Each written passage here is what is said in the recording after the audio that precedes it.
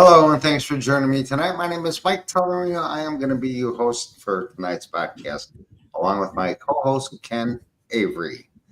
Tonight, we got some very special ladies with us joining us tonight to talk about death by suicide. So, Philomena, how are you this evening?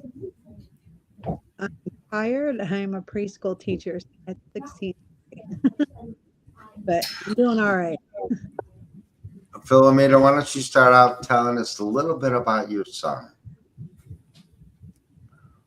Well, and I apologize because I have my tissues handy, but Yeah, I know. my son, Keegan Garrett, was a 4+ year U.S. Navy veteran, retired 3 years ago. He was, I'm just hitting the 4 month mark barely since he passed. He passed away on August 10th, 2025, 2 months shy of his 25th birthday. He was a father to three young children, um, worked for the state of Oregon, just bought his new home. Just a funny, all around, dancing, happy, smiley young man. Get the shirt off your back. And he How do just you a shock. That's all I can say is he's just a shock. how do you deal with the loss as a mother of a veteran who lost his life? It's got to be extraordinarily hard. It is. I had two children. He was my baby. And the hardest part is just understanding the suicide period. Um, because sadly, he advocated people to get help and talk to somebody. And what was sad, when I say sad, is that he couldn't get it for himself. And as a mother, I struggle with that word suicide. I found my son, and he deserved better than what how I found him. Right. So I'm working on my mind to stay busy, and sometimes that's hard because my mind hasn't been able to reset itself. Right. So I go every day is like it was the very first day I found him, and I hear every day that people say, "You're such a strong mom. How do you get through it? You've advocated. You come to work and everything good," and it's really not. I'm really broken inside, and I have a hard time with that. So I'm still trying to figure that out, how to handle the grief, um, because there's just a lot. I don't understand it. He lost a good friend to suicide about 8 years ago. And that's one thing he said, he's always tell me when I was concerned about him when he was upset about his best friend that had committed suicide. And I think that's why he's what he started So, advocating. But I, oh, hi, it's kitties. hard to Oh, actually, I want you to talk to somebody. I hope you never feel uh, that, you have to go to a dark place and that you don't have anyone to talk to. Was he And getting help from the VA, Philomena? um from what I understand, he really wasn't getting a lot of help. He he said that he suffered from PTSD. He had TBI, and he had anxiety and severe depression. And he was talking about he kept on going to the doctors, but he couldn't get anybody to help him to get the right help that he needed because his brain, like his memory would get foggy. He was just he had headaches a lot. He couldn't sleep, and nothing was working for him. Right. Can I ask what you're? Are I'm those, United States Navy. I spent 10 years in the Navy. What did your son do in the Navy?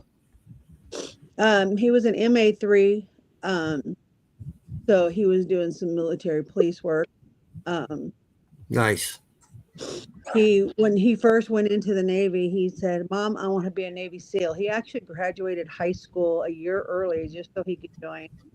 And that's another thing. I kind of kicked myself for letting him go early, thinking maybe he was just too young. But then everybody says, well, even at 18, he probably would have went anyway. It's still too young. But he said, "Mom, don't stand in the way of my dreams." So I said, okay, if you can graduate a year early, you can go. So he graduated in 2018. He was in boot camp in October of 2018, just before his 18th birthday. And he would miss the Navy SEAL testing, I guess, like by 1 point. And he was just devastated because that's what he really, really wanted. right. But then he started doing SWIC, and that scared him, and he actually dropped out. And the only reason why it scared him is because he almost drowned. And he was afraid he wasn't a great swimmer. He could swim great. And so it scared him. And so after that, he just kind of, well, I don't really care for it. And I was like, there's so many opportunities in the Navy that you can do. So he actually, was a shipmate on the USS Bonham Richard, the one that caught fire back. That was his ship. And he didn't like that. But then he got into military because he always said that if the Navy wasn't going to be his career choice, he wanted to be a police officer. So he did that before he got out. He did 4+ years. Like I said, he retired in 22, came home on Veterans Day in November of 22, and was given disability. And he tried to apply for police work, but that wasn't successful after his interview. And then he just basically worked his way. He got a job with the state of Oregon, finished his bachelor's, was working on his master's at the time of passing. So he had a lot of stuff going for him. What was he like? I mean, what did he do? What was it? Did he have hobbies? Did he tell us a little bit about his background? So, like I said, he at the high school that he went to, he joined it's called the Marine Corps. It's like the MJROTC program. So they did rifle spinning and, dressed up uniform, basically put flags out every, veterans and holidays. And so he was a very athletic, funny, outgoing young. Somebody tell him he couldn't do it, he'd show you that he could do it, and he would prove it. Philomena, for other mothers that are out there that may be listening to tonight's podcast, what support groups would you recommend to help these mothers like yourself deal with the loss of a child? Keep talking and seek a counselor. I was seeing actually a counselor just for everyday life. I'm going through stresses, my own personal life. And so it felt good that I knew I could count on that person to go to. All right. After my son's passing, there was folks that reached out to me, including the VA, as well as DHS from Oregon, to get me connected to resources. Use those resources that are given to you. Don't think it's going to work. I've already attended one grief group, and they connect you to other resources. Keep talking, and don't let anyone tell you that it's gonna, it's gonna be okay. That you'll eventually it'll because it's not, obviously, but I would just say keep talking to someone. Don't shut down. Don't put yourself in a dark hole because it doesn't help anyone else that needs you. Well, Philomena, I can't imagine. I'm sure Kenny Yeah. feels the same way. No Yeah. parent should lose a child. It's just not the evolution that should happen. We should never bury a child. It's just, I couldn't imagine losing one of my kids. So I'm so sorry for your loss. And I know it's, So am I. So am I. you have to deal with every day. Hopefully you'll find some peace uh, with this. And, you got to take care of yourself too. I'm trying. Important. Your son would not want you to have anything happen to you because of his loss. Believe me, you know that. So I want to thank you for sharing your story Thank you. because I know how much your son meant to you. I could tell. And again, our deepest condolences. And you know that K9 for Veterans, the Forgotten Warrior Memorial, will always be here for you in any way that we can help you. Just know that. So thank you for sharing your story. Thank you. Now I'd like to introduce Megan, who's sitting there so quiet. Megan, how are you this evening? I'm good. How are you? Good. Megan, why don't you start out telling us a little bit about your son? Well, it's actually my brother. Oh, I'm sorry. Oh, Your It's brother. okay. So I am a Gold Star sibling. My brother was he was 5 weeks shy of retirement. He did a 20-year career. He was a master sergeant in the Army. And if you had told me that that's what had happened to him, I would have laughed in your face. It was a shock that he had taken his own life. It was a very, very unbelievable thing that I heard. Sometimes I still am in shock about it. My brother was my best friend, without a doubt. Sorry. nice catch. um, he was my best friend. I mean, we grew up together. I mean, he was 4 years older than me, but we literally did life together. We did Right. life as a family. All four of us. It was just me and my brother, and then my parents. I mean, we literally did everything together. And so, my brother was a giant cornball. Literally, he was the corniest man you've ever met. Even in his forehead, like cornball. He's the kid that had like the graphic t-shirts that had like the weird funny little comical things that you see 12-year-old boys wearing. He was wearing those. He was that guy. But I loved him for it. I mean, it was just who he was. Sounds like he had a great sense of humor. Oh, absolutely. He was a funny guy. He definitely was. But I don't know, he's my best friend. And I can remember, when we were going to his funeral, I was telling my parents, I'm the speaker of the family. So for everybody, anybody that has ever died in our family or anything I'm the speaker. And so, it was my brother's funeral, and I was just really having a hard time with trying to figure out what to say, because at services or weddings or events or things like that, everybody always has that aha moment.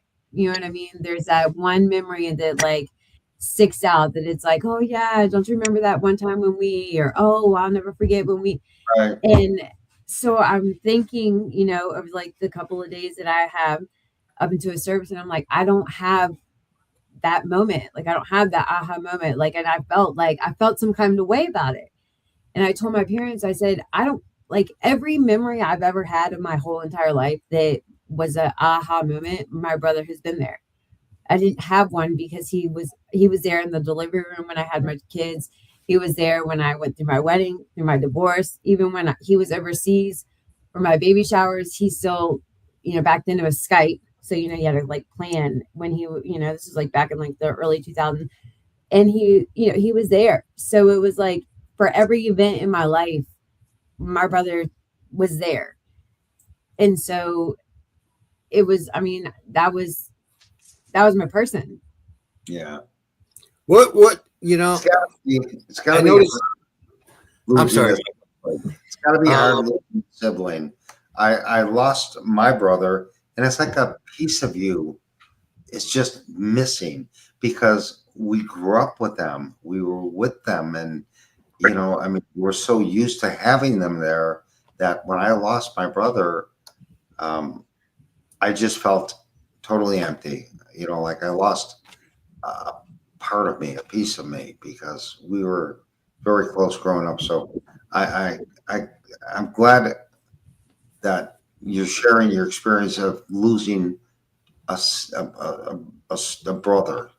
Yeah. So, He was my go-to. Any happy, sad, like, I can't tell mom, you know what I mean? Like he was my person. And, and he was the only person when you have a sibling, people don't, and if you're not close with your siblings, then I guess you don't understand. But when you have a sibling, nobody understands how you grew up. Nobody understands how your morals were instilled and your values and your home environment and things like that, how you become who you are, like your sibling, because they're there with you all the time.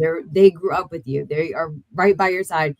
So when you're growing up, that's the only person that really knows who you are as a person. They're the only person that really can understand why you move and how you act and how you react to life, because they know they've grown up with you. They've experienced life with you. So it's like, I just feel like I lost my person. He's the only person that really understood me and accepted me and loved me for all of the thousand of flaws that I have, and no judgment. Like it was just, so now, now I'm an only child, which I hate. And it's like, I just don't, I feel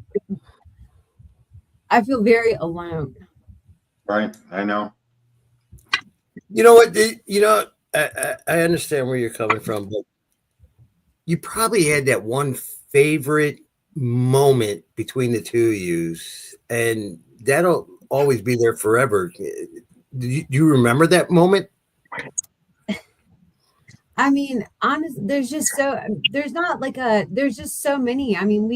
Like I said, we went when we would go to Massachusetts. We used to go to Massachusetts all the time for Thanksgiving every year, and like since we were kids, and my dad used to have like a F-150 and he would put the camper shell on the back, and we take the mattress out of the couch and put it in the back of the truck, and we drive up to Massachusetts like at midnight. My parents would leave, and so like we would stay in the back of the truck and sleep.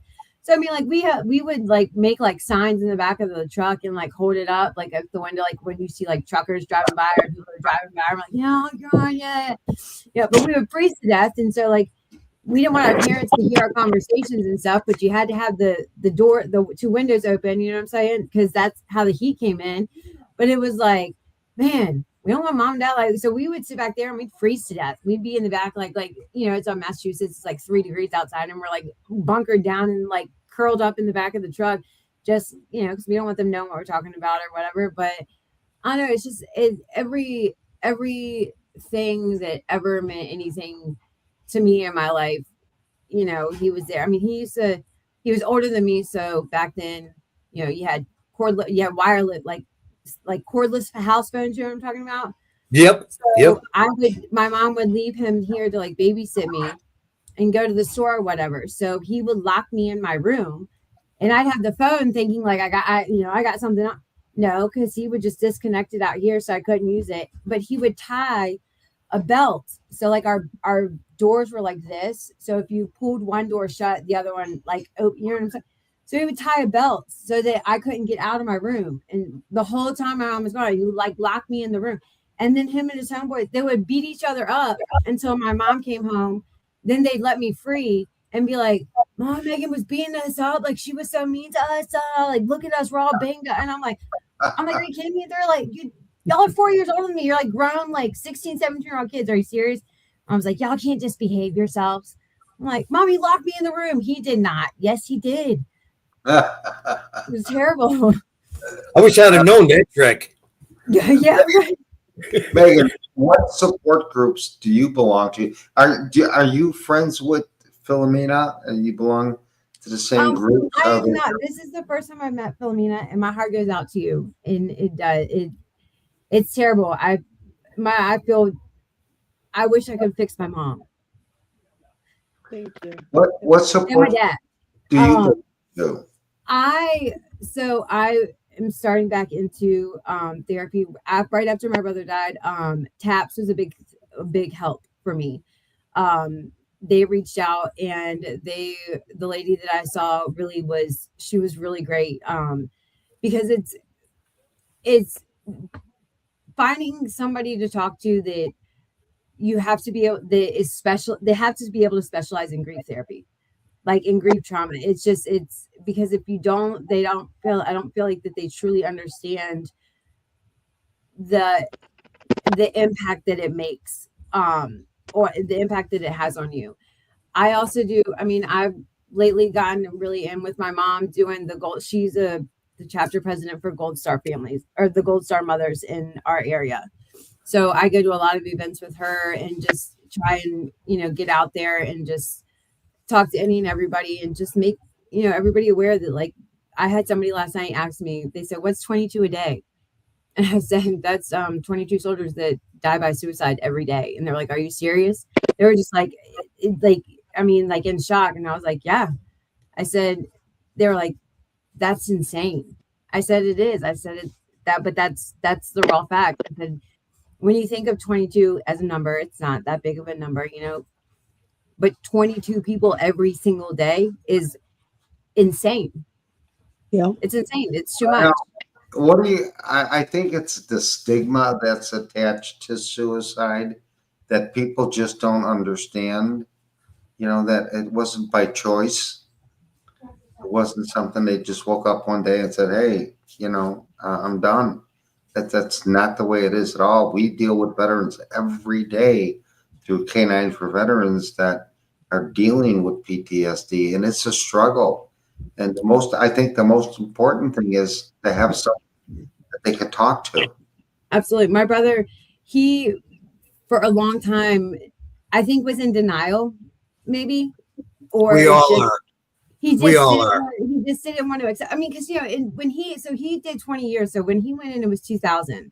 So it was, you're a soldier. You know what I'm saying? Like, you handle it, swallow it, suck it up, keep it moving, type thing. You know what I mean? You just push it down, and that's what it is. And so he would always be like, like, nobody's gonna be mad at you if you ask for help. Like, they can't punish you for getting help. Like, in theory, like, logically, they cannot do that. And he got, I can't, it's fine. I'm fine. Okay, whatever. Okay. No, you're not, but okay. So towards the end, he finally had started to see somebody. And I think that it was like a perfect storm of opening up things that he had pushed down for so long that really, I don't think he realized how much it really had affected him. I think just opening all those wounds again it was just too much. It was just too much. Right.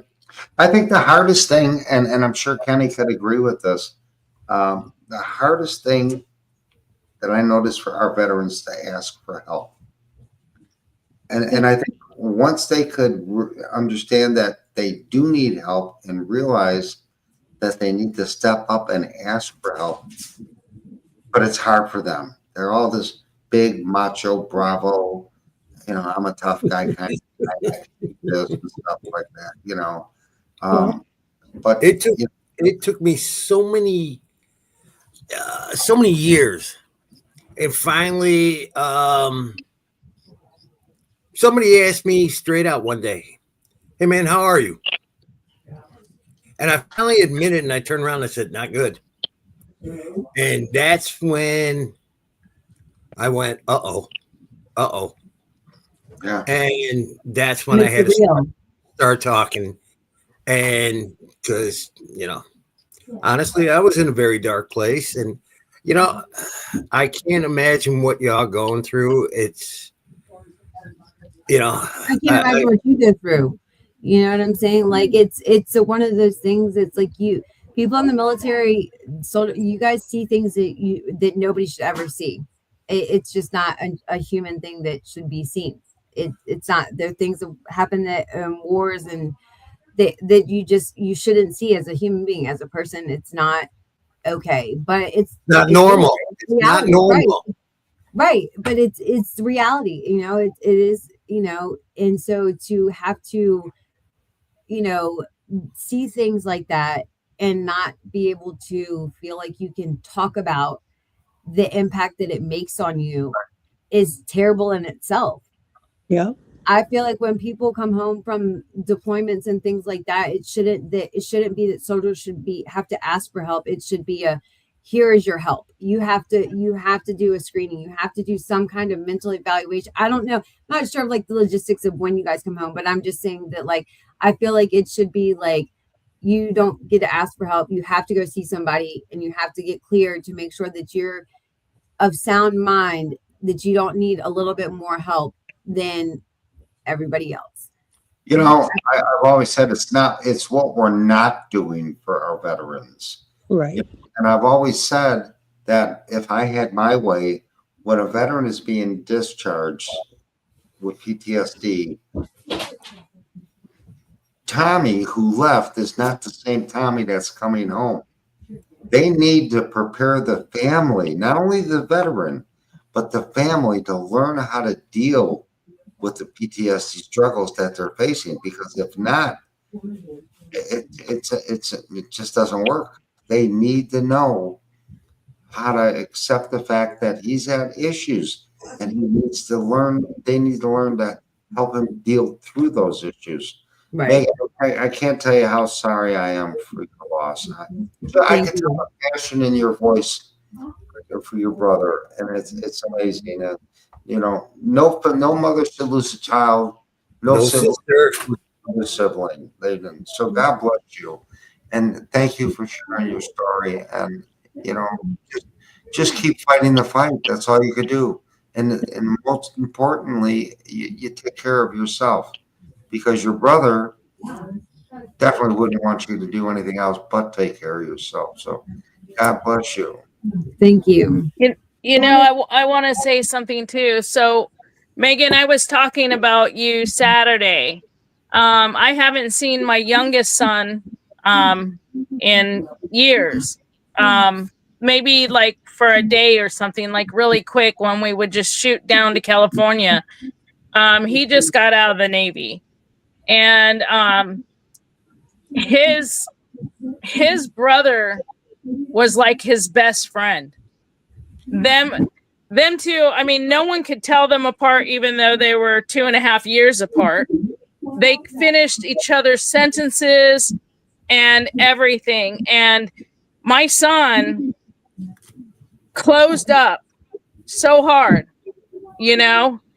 and he's totally not the young man that he was before he went into the military. He used to be such a mama's boy.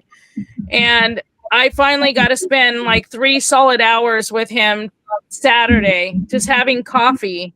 And I was telling him about you coming on the podcast, and I was telling reach out to me if he ever wants to talk. Like I get it. And again, there's some things, it's just like moms, you guys, when y'all get together, you guys talk about, your kids and things. You have a level of conversation that nobody else really understands and things like that. It's the same thing with brothers and sisters. Like there's a code of, things that are said and things that are discussed and that are, that parents don't know, nor do y'all need to know, no offense, but so, and that's a loss in itself. You know what I mean? So please tell your son he is more than welcome to reach out to me. I would be more than happy to, talk. I get it. Like, I mean, it's as much as y'all lose a part of you, we lose a part of us. And it's unexplainable. It's just, yeah. I couldn't imagine losing my sister. Me and my sister are extremely close. And when I seen my youngest just fall apart and just get so silent and so quiet, I mean, that broke my heart, you know? And then he didn't want to talk to me because it hurt him more to see me hurting.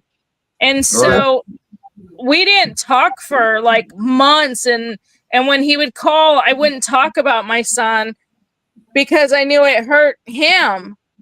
And, you know, Saturday was just so amazing. And I told him that, you know, I told him about everything that Michael has done for me.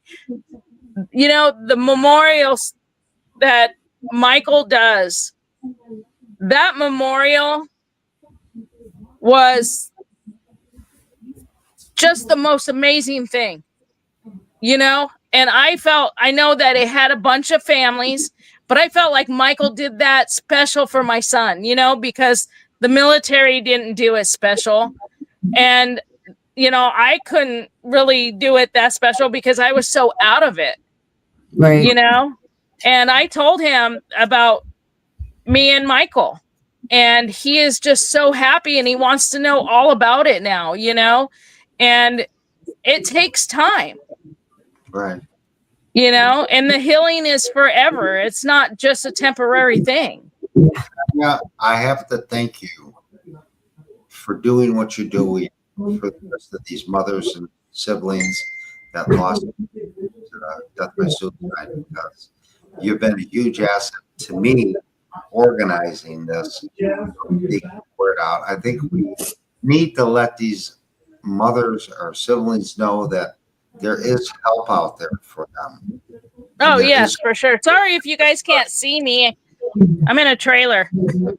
That's fine. You look good. Don't worry about it. It's a great angle. Did we lose Philomena? Philomena, are you still there? Yeah, I'm still here. I wanted to touch up on what I believe Megan said. You Because know, we can't see you. you can see me. No, Not at all. darling. Hold on. Can you see me? No, ma'am. Nope. That's weird. Oh, can you hear me though? Yeah, we can hear you, Yes, we hon. can hear you. That I'm on the camera. It's weird. No, I was just gonna touch up with what Megan was saying about you know, with our veterans, you know, they go out and they come out, they are not the same person when they come out, because my son was, you know, we were close, and then things change, you know, as they get older. But, um, we should be giving them the help, we shouldn't be trying to seek it. And 5 days after my son passed away, he showed up at my house with his sister, was here at the house with me. She's the oldest. And he was telling us some stuff that was going on, but he was laughing about it when he was talking about it, because that was his way of kind of covering something, you know, serious. So I could never tell if he was being funny or serious, or Right. my daughter, I said, I'm not sure if he's serious or not, but I'm gonna stand up and look in his eyes. And I looked at his eyes kind of glossy, and I was like, okay, what's going on? And he was starting to tell us what was going on. And I was like, the first thing I said was, you know, I had two things that I wanted to say. One, be kind of mad about the situation that's going on. But the other, not be mad and just say, but we're family, we'll get and son, we'll get through it. Set your pride aside.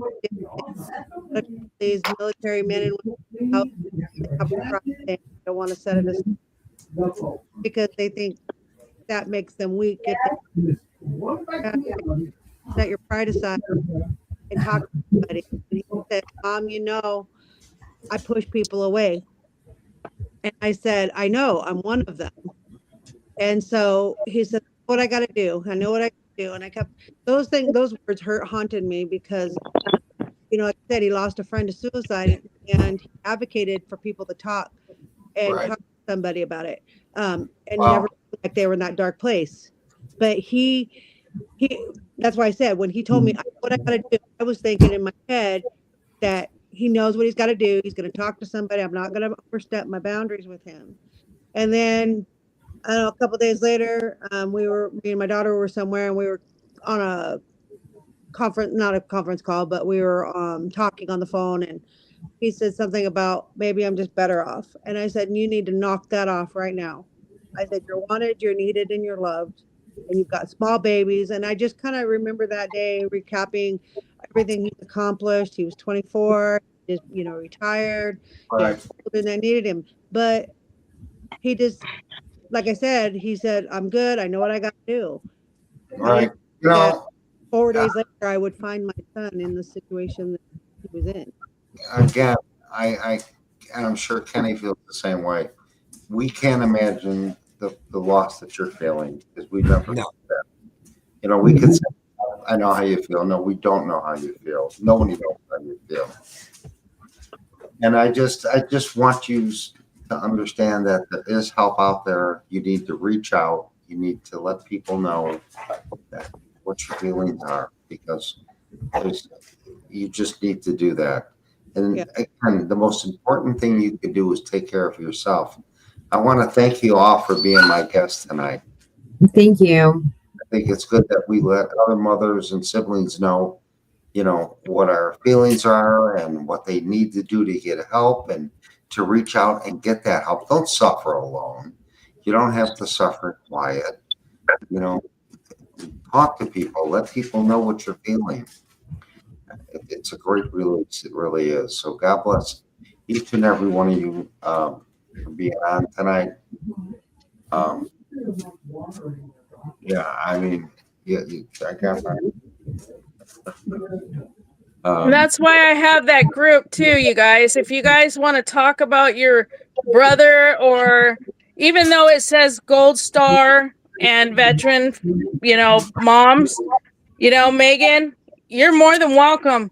Talk about your brother, because one thing I learned is talking about my son, even though, you get the eye rolls or Yeah. anything like that. I just continue. I don't care. Yeah. Yeah. Because all we have at the end of the day, all we have is just the memories. All right.